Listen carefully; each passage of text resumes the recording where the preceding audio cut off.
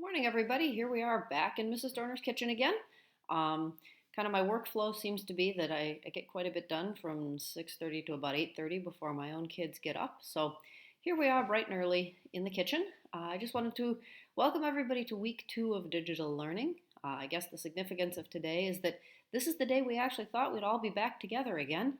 Yet here we still sit at home, helping keep the world a safer place, especially for those who are medically compromised. And I know all those people really appreciate our efforts to try to keep everybody safe and bring this pandemic to an end as quickly as possible. Um, this week, if we were at school, I'd be really, really excited because we would get to watch a movie called Twisting the Dragon's Tail. And this is hands down my favorite documentary of all times. I get to watch it 4 times a year, usually, because I get to watch it with my 4 classes. And every year I think I'm going to get something done while you guys watch the video. And every year, 4 times a day, I sit absolutely mesmerized as Derek Mueller tells the story of uranium and how we went from a pile of discarded rocks in Czechoslovakia to the nuclear weapons that ended World War II, and all the way on into the age that we're in now with nuclear medicine and nuclear power. We'll be slicing the 2 hour documentary into a number of small pieces. Today you're going to watch the very, very first piece, which really starts at the beginning of the story at a mine in Czechoslovakia and takes you up through scientists' very first experience with nuclear elements and radioactive decay. Over the next 2 weeks, we're going to use this video as the springboard for teaching you about nuclear science and kind of stop the video periodically and then build our lessons around what you would need to know to really make full sense of that video. When you're watching the documentary, I encourage you really just to put everything away, sit back and relax. If you've got a parent at home who's got a few minutes, invite them to watch the video with you.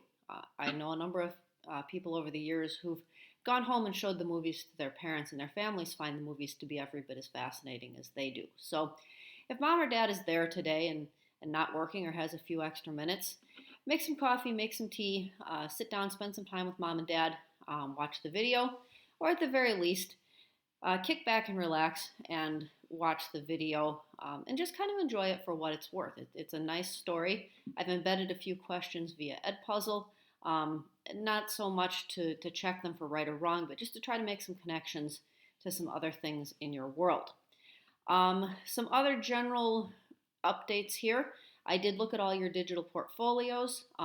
You will later today be receiving a color in Infinite Campus under Science Practice 3 about keeping an updated record. Science Practice 3 is a lab journal, but in our particular case, I think it was really the best fit for the digital learning portfolio as we kind of adapt here on the fly. So you'll be receiving a color in Infinite Campus today for Science Practice 3. The colors were pretty easy to assign. There were 2 entries that needed to go in your digital learning portfolio last week. If you did both of those entries, you'll get a green. If you did one of those 2 entries, you'll be receiving a yellow. And if you didn't complete either of those 2 entries in your digital portfolio last week, you'll be receiving a red. I encourage you to make sure that you keep your digital portfolio up to date. If there were any problems with it, I did add some comments in as well. And there is always that loose end of the stoichiometry test that you guys took. Please know that we are in progress grading those things. As you know, it was a very challenging experience. It's proving to be a very challenging experience to get those graded as well. We are continuing to work on that, and we'll let you know when we've managed to muddle our way through that process, and we'll find a way to get some feedback to you guys and find some kind of a way to do reassessment. So know that those haven't been forgotten, but some of the technical challenges you guys are facing doing your learning via Schoology, we're facing some of those same technical challenges getting those tests graded.